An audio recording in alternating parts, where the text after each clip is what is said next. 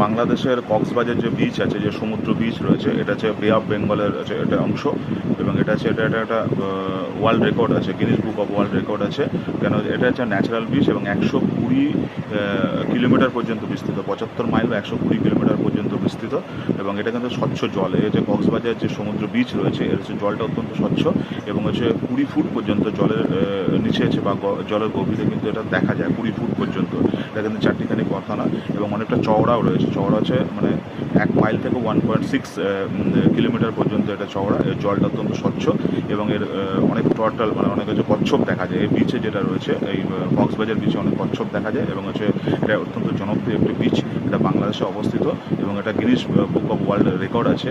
এটা হচ্ছে কেন কি এটা হচ্ছে দুনিয়ার মধ্যে অর্থাৎ ওয়ার্ল্ডের মধ্যে কিন্তু সবচেয়ে লংগেস্ট বিচ, 120 কিলোমিটার বা 75 মাইল, যেটা রয়েছে যে বাংলাদেশে কক্সবাজার। এবং এটা হচ্ছে বে অফ বেঙ্গল।